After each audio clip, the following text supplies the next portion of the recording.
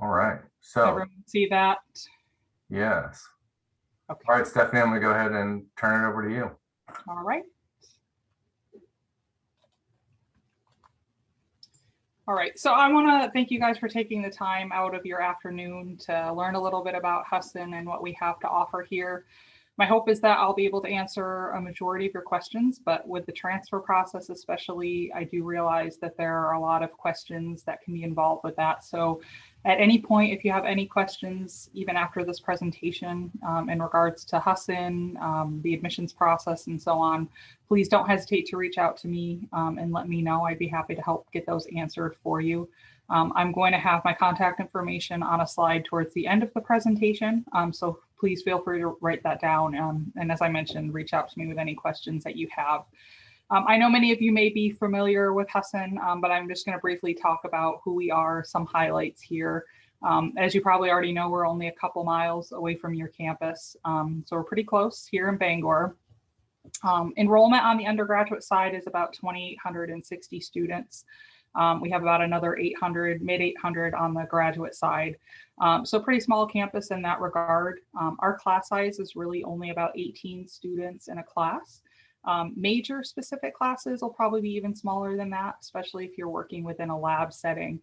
So we don't have a large lecture style classroom by any means. So you're definitely going to get to know your professors here. And all of our students will have an advisor in their academic area as well. So it's going to be someone that you're going to be taking classes with.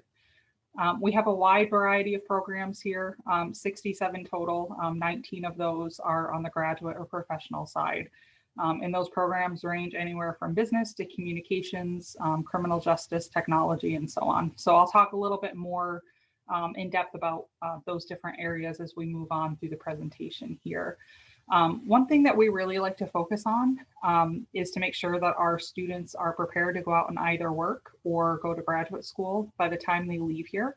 So all of our programs, regardless of major, encompass some form of experiential or hands-on learning. So whether it's clinicals, practicums, student teaching experiences, internships, every one of our programs has that to offer within the program.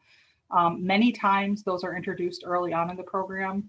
The benefits are to get our students experience as they progress through the program. But also we want to make sure that our students are on the right path and that the area that they've chosen is something that they actually want to do, because there's nothing worse than getting to your senior year and realizing maybe the path you thought was what you want to do wasn't exactly. So we try to introduce those to our students pretty early on. A lot of times, end of freshman year, early sophomore year, typically we're introducing those hands-on experiences. So much more than the traditional lecture style classes for sure.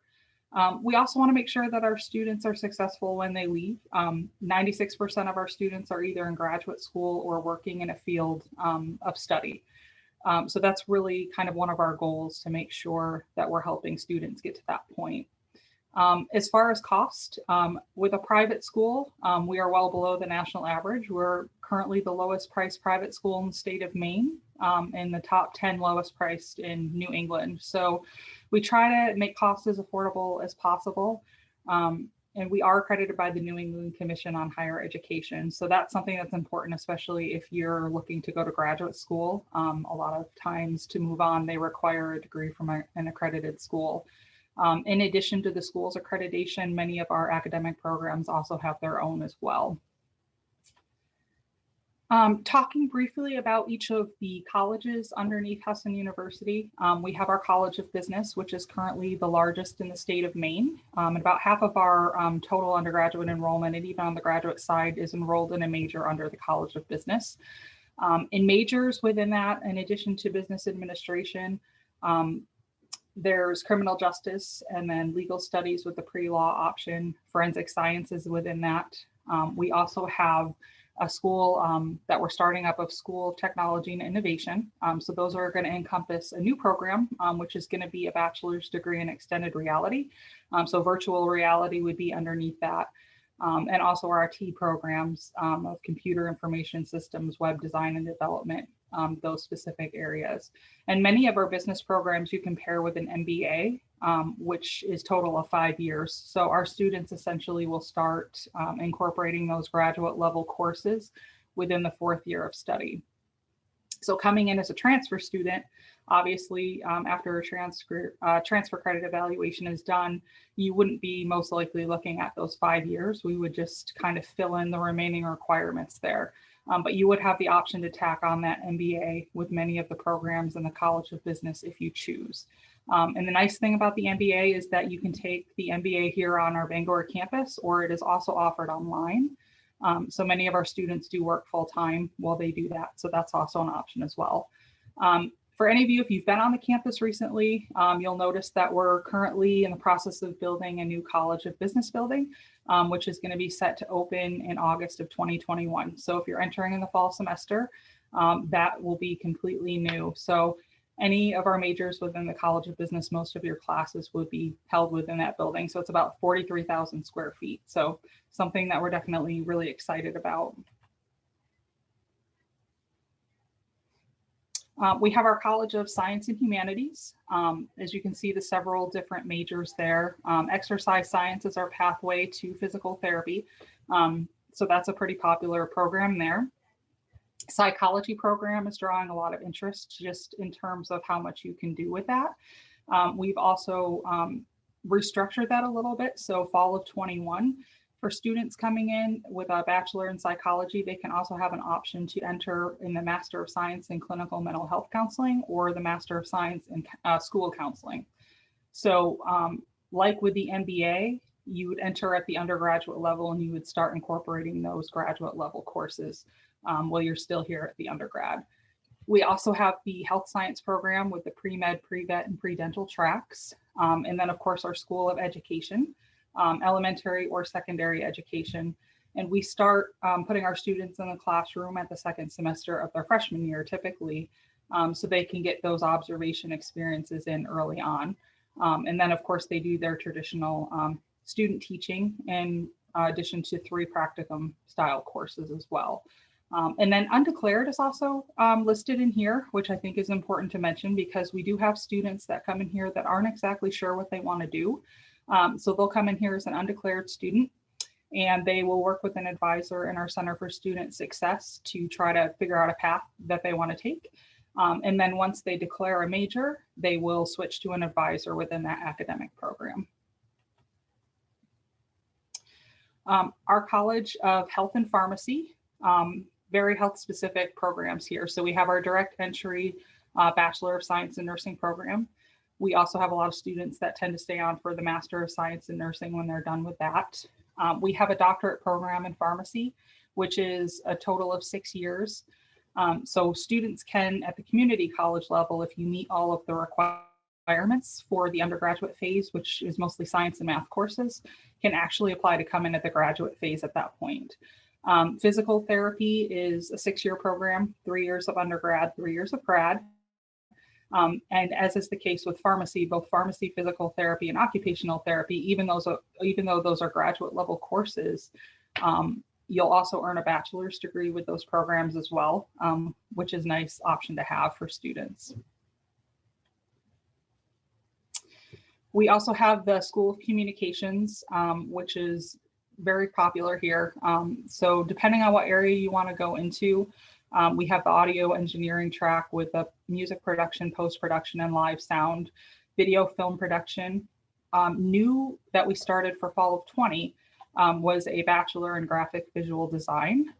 That used to be kind of integrated within the marketing communications curriculum, but we saw a lot of interest with that program. So it is now its own standalone bachelor program. So we have a lot of interest in that area. And then of course we have mass communications with journalism majors and then the marketing communications. So we have the marketing on the business side, but for the more creative side of things, we have the marketing communications option under the mass communications. Our School of Communications was just renovated a little over a year ago. So we have all up-to-date equipment with our audio visual labs, a TV studio, radio station. So our students are getting a lot of hands-on work in that area. So I talked way back at the beginning about making sure that our students are ready to go off and work in their particular field. So We have a couple different resources on our campus in order to help students do that. And a couple of them are our educational facility that have actual labs where they can do real world experiences. We have the anatomy lab, also known as the cadaver lab. So we're one of a few schools to have that, where students learn about human anatomy through dissection. So if you're a PT or an OT major, you're taking a couple gross anatomy courses as part of that program. We also have the Research and Education Center, which is located actually near the EMCC campus. So you've probably driven by it. And that is used by physical therapy, occupational therapy, and counseling students at the graduate level for a pro bono clinic. So generally, they'll work with actual members of the community that don't have insurance or who are underinsured. So they're always supervised by a faculty member, but they get those kind of real life experiences that way. That building also has a forensic science lab as well as a pharmacy lab where pharmacy students can work on their research. And then there's also additional simulation labs for nursing, PT, and OT. So that lab is just for our students to use. So if they're in one of those majors, they can kind of get in there with their ID card and go down and practice whenever their time allows. Since we are a smaller campus, we always get asked the question of what is there to do. There's plenty that we offer for students to kind of take advantage of. We have about 55 different clubs and organizations on campus, and those range from professional to academic, as well as leisure clubs. A lot of academic specific majors have their own clubs, so there's a lot to get involved in there.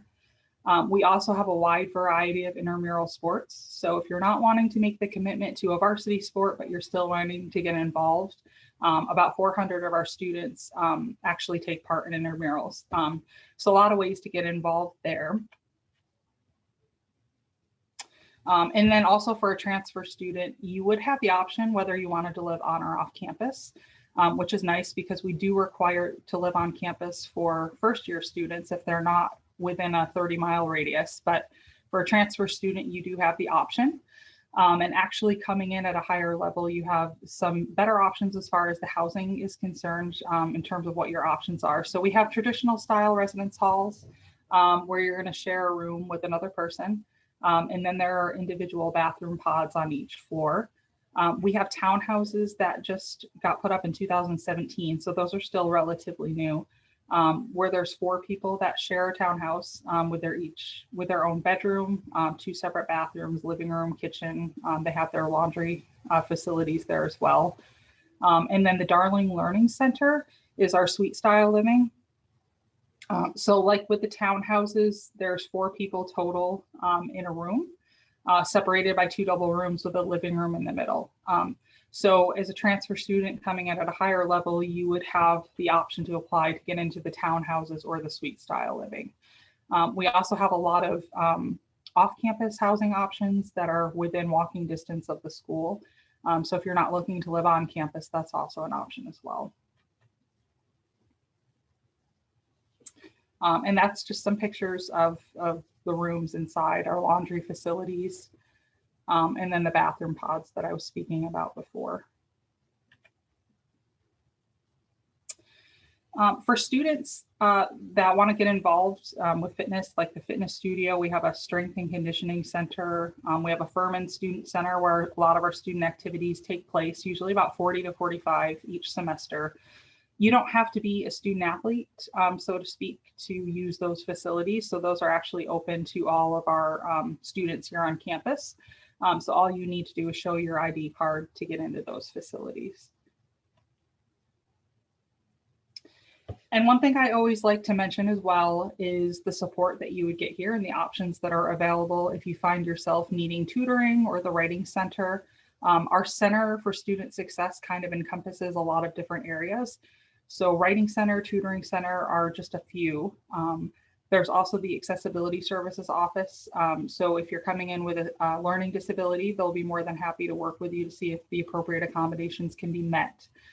As mentioned before, if you're undeclared and not sure what you want to major in, they're going to work with you to kind of figure out a path there. And the highlight that I like to talk about is actually the Career Service Office. A lot of times students kind of think of that as an area that they need to work in when they get to their junior or senior year.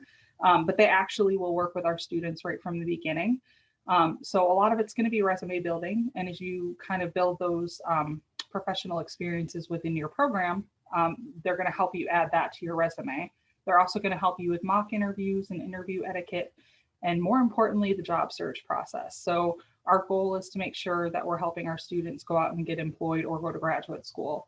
And they're actually a free resource to utilize for any alum. So if you're out working for 5 or 10 years and you decide that you want to switch jobs, if you graduated from here, they'll work with you free of charge to help you get placed, which is a huge benefit. Application process really quickly. It's pretty straightforward. We are rolling admissions for most of our programs. If you're looking at nursing, PT, OT, it's a little bit different because some of those programs are capped, but we do accept and review students kind of on a rolling basis there if they're a transfer student. So the review process may be a little bit different there for those health science majors. But the process either way is going to start either filling out our Husson application or the common application. And I'll actually, later on, I'll put in the chat box a fee waiver code. If you enter transfer 2021 within the fee waiver code box on the application, we can waive that application fee for you. In addition to the application, we're looking for the essay. If it's something like nursing, it's going to be an essay about why you want to pursue a career in nursing. Most of our other majors, it's a topic of your choice. In addition to that, we request your official transcripts. So we'll require those at some point in order for credits to be finalized and for your file to be complete. In order to make an admissions decision, we will base that off of your unofficial transcripts. So I talk to many transfer students who we do an eval for before they apply. We can use those transcripts as part of the decision-making process. We also require one letter recommendation, ideally from someone who can speak to your academics. But if it's someone that you work with, that's perfectly fine too. It just can't be from a friend or a family member. The high school requirement is dependent on whether or not you'd be coming in with an associate's degree. If you are, we can waive that requirement. We would just have to have a copy of the college transcript that shows that degree. Otherwise, we would need a copy of the high school transcript. And then the SAT, ACT, we've kind of moved mostly into test optional for that. If you're entering in fall of 21, we're test optional regardless of major. Starting with fall of 22, the plan is to go back to requiring the SATs for nursing, PT, OT, and pharmacy. Regardless, though, if you were coming in with at least 24 college credits, we would automatically waive that requirement for you. And just talk a little bit about some scholarships that we have available. So we have a general transfer academic scholarship, and all of these ones that I'm showing you are stackable depending on what you're coming in with. So the transfer academic scholarship is just based off of your GPA. So if you have at least a 2.5, you'd qualify for at least $1,000. 3.5 or higher would get you in the $3,000 range. If you're going to be entering Husson in the semester immediately following earning your associate's degree, you would automatically be awarded the Maine Community College Award, which is $2,000. And then if you were a part of Phi Theta Kappa, that would be an additional $1,500. Ones that aren't listed here are some new scholarships that we just added for some of our majors. If you're coming in a major such as business administration, there is an additional College of Business grant that you could qualify for, which would be $2,000. If you're coming in at the undergraduate level for pharmacy, that's $2,500. And then if you're coming into any of our programs under the School of Communications, that's also $2,000. So you have an option depending on what major you'd be coming into for some of those additional grants. So all of these would be in addition to anything that you may qualify for from the financial aid side based off of your FAFSA. And then also, if you have a parent, grandparent, or great-grandparent who graduated from here, you could also potentially earn the legacy scholarship, which would be $1,000. So the next steps, we are accepting visitors on campus, either in person or virtually. We have daily visits. So if you want to come up and just chat with me, you can do so in person. We could do virtual visits. I could set up a Zoom if you're more comfortable doing that. We also have campus tours.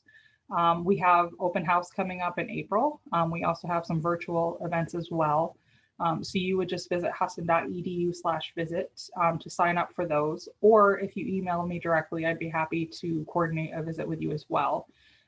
We also offer the opportunity for a credit evaluation even before you apply, because I know that that's an important factor in the colleges that you're looking at. So we would be happy to do a credit evaluation for you just so that you can see what would transfer into our programs.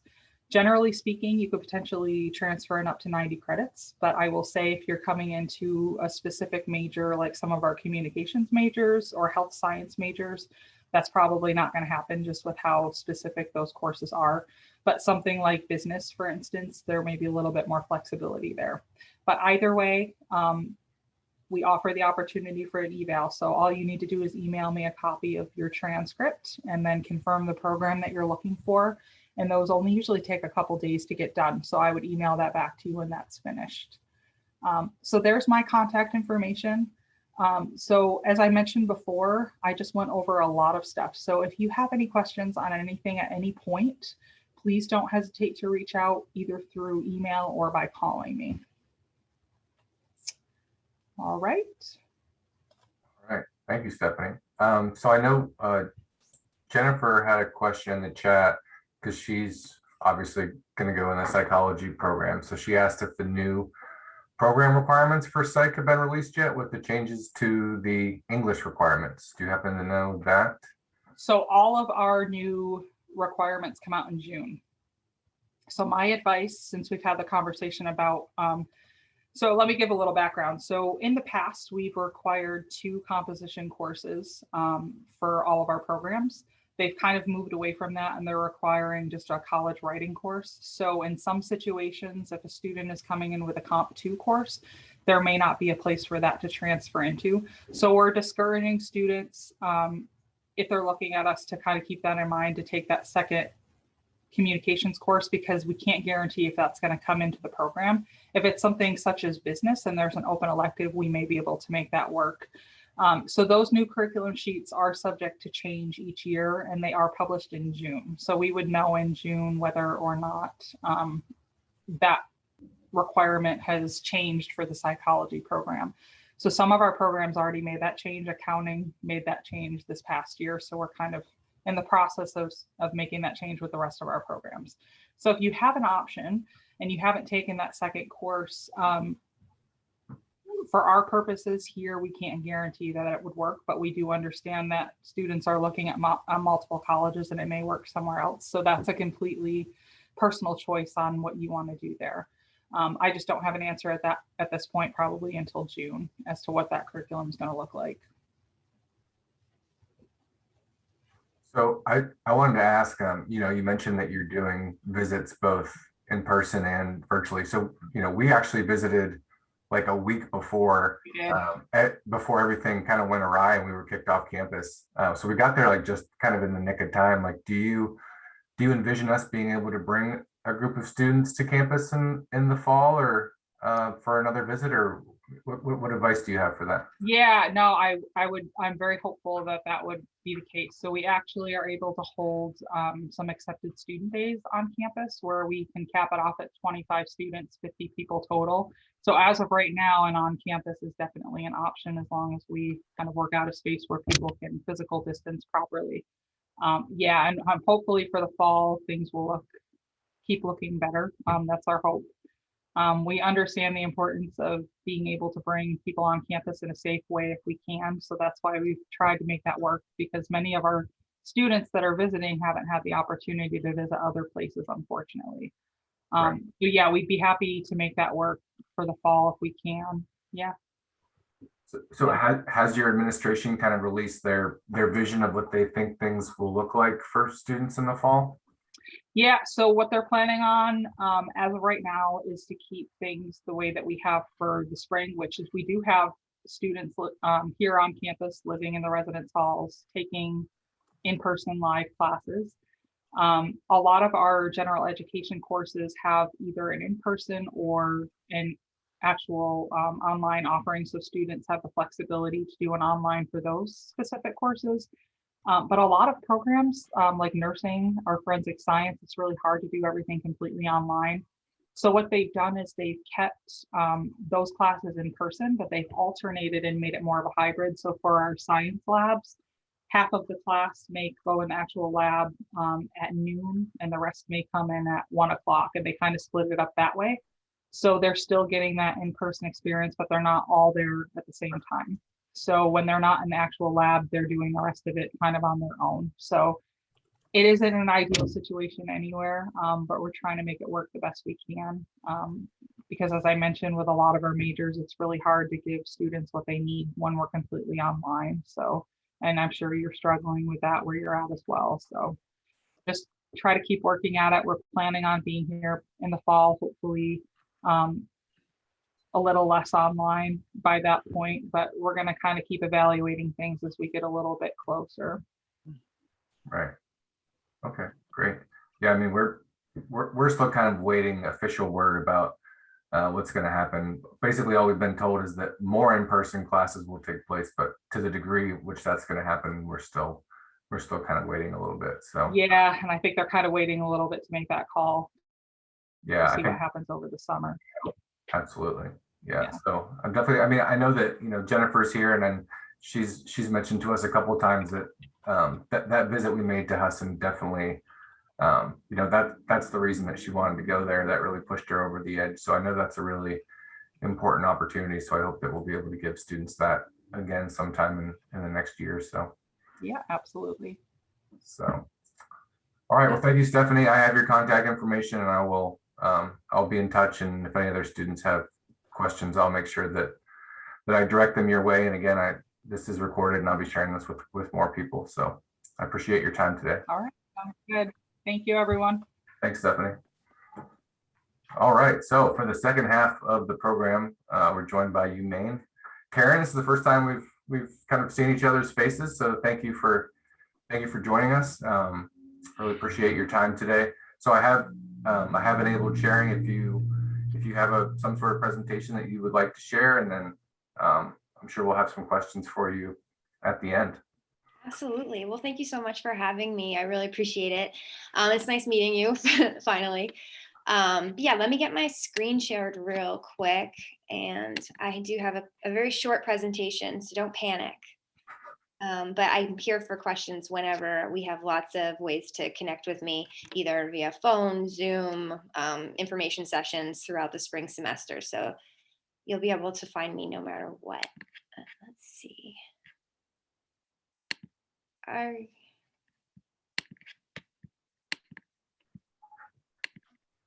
you able to see that presentation? Yeah, we can see it. Okay, I can't see it quite yet. Okay, there we go. Well, hello, everybody. My name is Karen Soltis-Habeck. I'm the Assistant Director of Transfer, Non-Traditional, and Veteran Admissions at UMaine. I've been here for a little over 2.5 years in this role, and I cannot tell you how much I love this community. It's just very welcoming. I'm not from here. I didn't grow up here, didn't go to school here, but I feel like it's home, even though I've only been here for a couple of years. And I hope you get that feeling too if you're ever able to come visit. We are the flagship institution, so we have the greatest research profile in the state of Maine. We are a land, sea, and space grant institution. We have 9,000 undergraduate students, 2,000 graduate students on campus. So it is, again, the biggest school in the state of Maine, but it still has a small campus feel to it. And it's just, like I said, the very welcoming community that you will experience if you come here. This is really for out of state students. I hope you know where we are, but but we're just down the road from you in Orono. We have even though we are the biggest school in the state of Maine, we have a small student to faculty ratio of 16:1. So that's great when you'll get to know your professors, they'll get to know you. They have connections in the community and can help support you with whatever your future goals are, whether you want to go right out into the job force after school or go on to graduate school. We have a booming student life on campus. We have over 200 clubs and organizations. So there's surely something that you can find to do at UMaine. the clubs can be fun things like Dungeons and Dragons Club. There's outdoors clubs, and there's also clubs that can be related to your major as well. So you can get a little bit more experience in your major areas through those clubs. We have 17 Division I sports teams, which is super fun. You can get in free to watch those events with your student ID card, which we call a main card. And then we have 5 performance spaces on campus. So those spaces are for you. Even if you're not a music or theater or dance major, you can use those spaces for your own use. And we're happy to have that for you. We have over 100 academic programs, which is a little bit overwhelming for some people if they're not sure which track they want to go. But as transfer students, we really have a good idea of what programs are interested in. And my next slide shows all of the programs that we have. So it's kind of a long list that you can find out on our website, and I'd be happy to share this with anybody after this presentation as well. But we break all of our programs down by college. So again, we can pretty much you can find anything that you're interested in at UMaine. And we also have some 100% online programs, which is great. So if you don't want to come to campus, then you can always complete your degree completely online. These are those programs: economics, political science, business administration, survey, engineering technology, and Bachelor of University Studies. And we're always adding certificate programs and more programs. So you can always keep an eye on that. We have tons of support services for you on campus. For transfer students, I always like to highlight the First Year in Transfer Center. That's a great place to stop if you're not sure where to go. We have an excellent resource in that office where you can just go in, ask your question, and they will do the legwork for you. Either find you the office that you need to talk to, or the person you need to talk to, or get the answer for you. So that's a great place to go. It's in our Memorial Union, which is kind of the hub of campus. And then the other thing is the commuter lounge. So if you're not planning on living on campus, and you're living off campus, we do have a lounge for you where you can set up shop for the day. And there are lockers where you can store your books and your personal items, grab coffee. There's tables, study areas, and you can meet other transfer students, commuters that way. But if you are planning on living on campus, that's great too. We also have a nice a transfer living and learning community that you can ask to be a part of. So you're living with other transfer students. And then of course we have our counseling center, multicultural center, Rainbow Resource Center, free tutoring, the Career Center, and student accessibility services. And these are just to name a few of the things that we have here. We have tons of resources for students. And again, all you have to do is ask if you're not sure, where you can get the help that you need. And as far as our applications go, we do work on rolling admissions. So we can get you accepted to UMaine and admitted, up until the first day of class. Of course, we don't like to do that because it's very stressful for everybody, but we can make that happen for those last minute students. But you can apply anytime now for the fall semester. The easiest application for transfer students, if you're only applying to UMaine Orono, is the mobile friendly application. There's no application fee, there's no username or password. You can just log in, fill out the application, hit submit, and you're good to go. We're just looking for your EMCC transcript or any other college transcript that you have, or any other colleges you've attended, and then your final high school transcript, as well as a short essay. And if you want to just send that essay separately later, you don't have to include it in the application if you just want to get that application out to us. We will review your application for any merit-based scholarships that you're eligible for. So there's not a separate application for that. You will just automatically get an email from us or a letter from us saying, congratulations, you've been accepted to UMaine and you have been offered the scholarship of whatever amount, up from $1,000 to $8,000. And in order to get a transfer scholarship, you do have to have a minimum of a 2.5 GPA. Let's see. Oh, and this is my contact information. If you ever have any questions, like I said, we do have tons of events this spring coming up. We have information sessions, accepted student sessions. These are all Zoom, by the way. Phone appointments that you can schedule with me. We can turn them into Zoom appointments. So we've got a lot going on. We actually have a couple of EMCC advising days too. coming up. I think it's April. I'll have to check. I think it's April 5th, but that's all on our website too, where you can set up a Zoom with me. I'll go over your transcript. I'll tell you how your classes will come into UMaine, and we can set up and we can go over that together before you've even applied if you like. But that is all I have for my presentation. Does anybody have any questions for me at this time? Jennifer, I saw that you had a few questions in the chat. Did you want to ask them? Did you want to ask them personally? I can, yeah, whatever is easiest for you. So I was just wondering, I'm interested in attending for my doctorate's program, but obviously I'm in my final semester at AMCC, so I'm transferring to Husson first. And I'm interested in volunteering for like the Psychological Research Center to get some like research experience. And I was wondering who I'd contact and what I'd need to do for that. You know, I don't know, but I'll find out for you and I'll get back to you. I see that your email is in your frame. So I've got your email and I will find out for you and get back to you as soon as possible. Sorry about that. No worries. That's awesome. I appreciate it. Of course. And then I was also wondering like who to contact about the doctorates programs as far as clinical psychology or research psychology, and how soon it would be appropriate to reach out to them. I am looking to do that after I finish my bachelor's degree. I'm hoping I might be able to somehow miraculously get accepted at that point.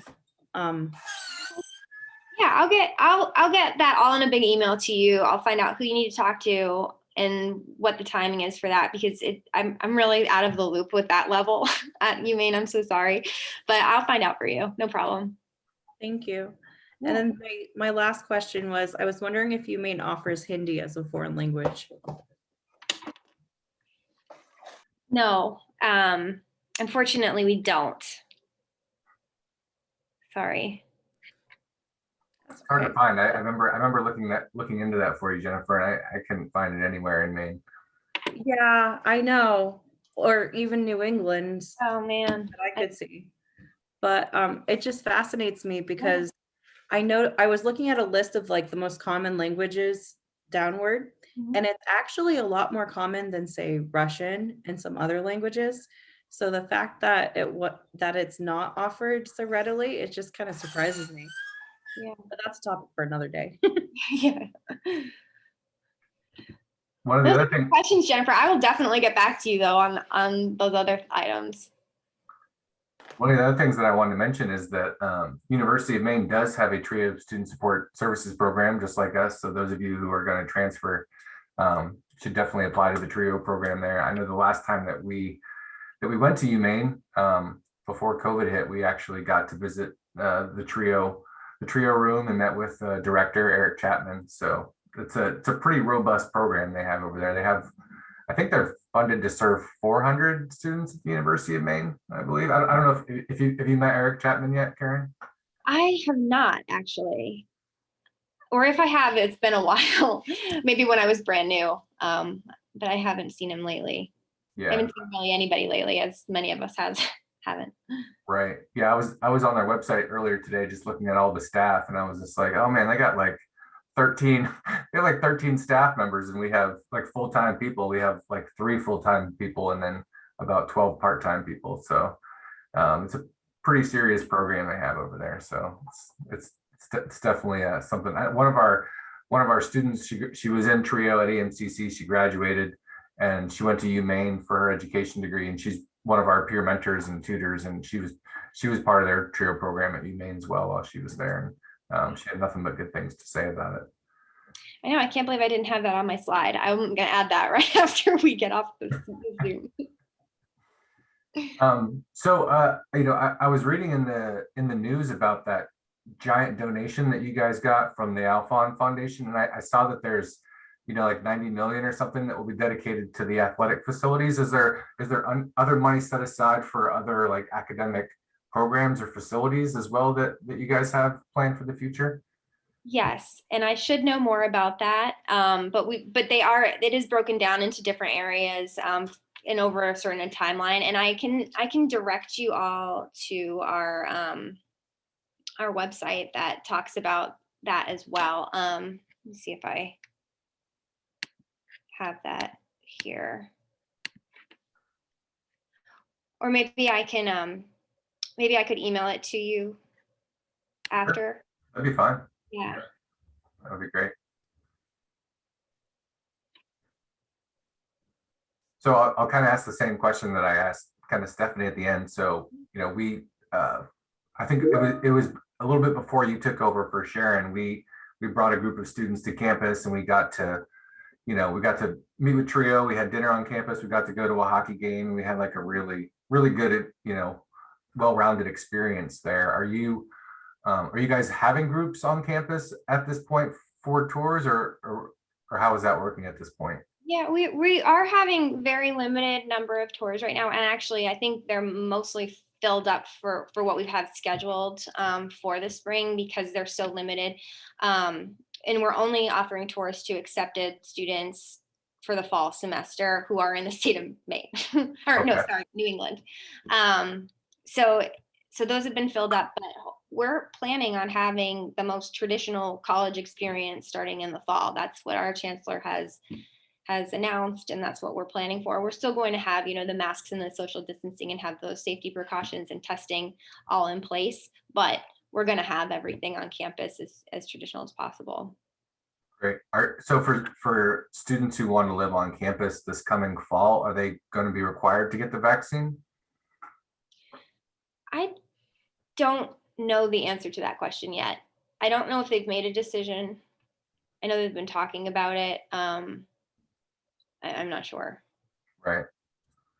So like what have been like the biggest kind of adjustments that you've seen the college make since COVID hit about a year ago? Oh, so I mean, we did all summer long. We worked really hard to make sure that we had students on campus starting in last fall. If they wanted to be there, we got them all tested. We were testing the wastewater to make sure the residence halls are all safe. They set aside residence halls for in case somebody did get sick, they could quarantine over there on their own, so they wouldn't have to go home, especially if they were far away. We did hybrid type situation learning. We had all sorts of learning modalities where, we might have half of a class in the classroom like Monday, Wednesday, and then the other half via Zoom so that we could keep the numbers low. If students were not comfortable with that, they could go completely online or remote. So we tried to do what was best for the students, and we did a really great job. Actually, we didn't have any large outbreaks. When we did have cases, we got them taken care of and healthy and well again very quickly. So I think that UMaine did a really good job, and we kept everybody updated. If it wasn't a secret, if someone did get sick, we announced it so that people were aware. And so we're just really transparent in everything that we did. A lot of our staff, would work remotely as well, but we had a very big virtual presence. We have online. Actually, I should mention this too. If you can't get on a tour, we're actually having Zoom tours. So there are live Zoom tours that you can come on. We also have a recorded tour that you can watch as well. But we have tons of information sessions for all the different departments and colleges, for accepted students, for just, students interested in UMaine. We've got all sorts of virtual events happening, and hopefully we'll be able to start having those in person soon. Yeah, I mean, when I heard your guys' plans, for last fall, I was like, that's really ambitious. But just like you said, I heard nothing about outbreaks. It sounds like you guys were on top of testing, and it went way better, I think, than a lot of people probably expected. So that's definitely commendable. Yeah, I think that this community, they really want to be here and they want to support each other, and we knew what we had to do. We followed the rules, and it really worked out. So I'm actually really proud of our students and staff and everything for all the work that they put into that, and how they did keep us all relatively safe. Right. Another question I wanted to ask. So, EMCC has a lot of liberal studies students. We have a lot who are in the TRIO program. What advice would you give to those students who maybe, they're in their end of their first, beginning of their second year at EMCC, but they're still not quite sure. They know they want to go to UMaine, but they're not sure what program they want to get into yet. What advice would you give to those students? Well, I mean, it's hard because we do have a great explorations program, but when a student's already, 1 or 2 years into it, that doesn't make sense for them to keep exploring once they are here at UMaine. But we do have a great advising office that we can refer them to. And it might be that they know kind of the track, maybe they are interested in the liberal arts and sciences. So we can at least get them in the right college. Engineering might not be for everybody, so don't send them to the engineering college, but we can definitely refer students to the different departments, and they can just talk to the staff. They love talking to prospective students and about what they can do with a degree in whatever. So I'm happy to connect those students. And I would say too, if you're interested in transferring to UMaine, even just a little bit, and you want to get that, you want to make sure all your classes that you're taking will meet, at least a minimum, the gen ed requirements. I'm happy to do that with you and do an unofficial evaluation with you. And we have a great career center too, that can help you, maybe figure out like what you're good at, what you like, and what job's going to be out there in the future for you. So you could always use that resource as well.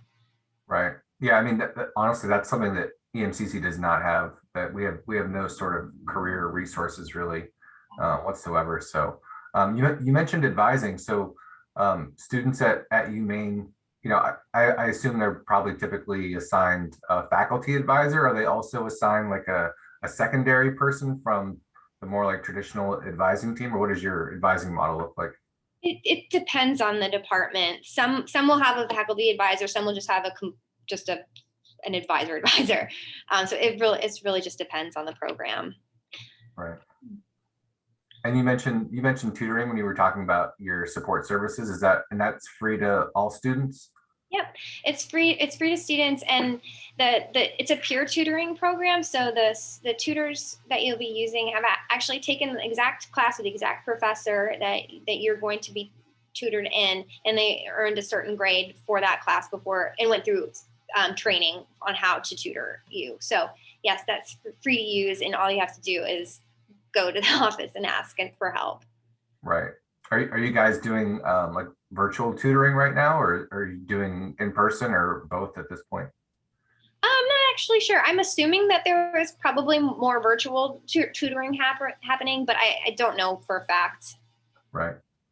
And I also wanted to bring up too that I know you guys have a very robust food pantry on campus. The Black Bear Exchange, actually, we kind of picked the brain of the people who run it over there, because we actually just set up our own food pantry at EMCC during the pandemic, and we learned a lot about how to run a good food. I mean, we're still like not on their level, obviously, but it sounds like they run a pretty tight ship over there and get to help a lot of different students. Absolutely.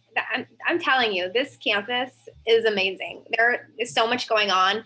And I mean, it sounds like you almost know a lot more than what's going on at UMaine than I do at times. But we're here to help and support every step of the way our students. I cannot emphasize that enough. So whatever you need, there's going to be help for you, and you just have to ask. Right. I'm also pretty new to Maine. I've only been here a little bit over a year and a half. So where did you come from before you moved to Maine? I was in England. My husband and I were in the Air Force, so we were stationed in the UK. Did you have you always wanted to come to Maine, or was it just like, oh, best job available, that's where we're going, or do you just throw a dart at the No, map? no. We had a very long list of things that we wanted, and this area just happened to fill all of those lists. And one of the big things for us was safety. My husband was a security forces officer in the Air Force, and so safety was top on his mind. And so this is the safest place in the nation, and that was a really great point for us. And I worked in higher ed ever since I got out of the Air Force. The past 17 years, I've worked at different colleges and universities around the country in England. So I knew that I wanted to work at a university, and it just happened to work out that they were hiring in admissions, and we spent about a week here, bought a house, and that was it. Well, it sounds like you picked a really good time to buy a house, because I'm actually like thinking about doing it now, and it's pretty daunting. Everything is moving faster than I can keep track of. I know it is rough, but So what do you like most about Orono and the community? Like, just kind of like, not including University of Maine, like what do you like most about the Orono area? gosh, I just like that there's so many things to do. I like outdoors. I'm an outdoorsy person, so I love the trails around campus. There's 15 miles of trails on campus. There's the Stillwater River that's right next to where I work, so you'll see them paddle boarding and kayaking along the river. So I love that. I love biking in the area. The downtown Orono is it's very small, but it's got a lot of restaurants, and so there's plenty of places to eat, and they're just cute, and good food is there. And I don't know, I just love it. It's a great place to be. Right. It's perfect for me. Yeah. Does anybody else have any questions for Karen before we let her go? No. Okay. I really appreciate your time and your information, and I will share this out, and hopefully we can maybe visit again in the spring of 2022. Sounds good. Well, thank you so much for having me. It was nice to meet you all. All right. Thanks, Karen. Have a good day. Bye. Bye, everybody.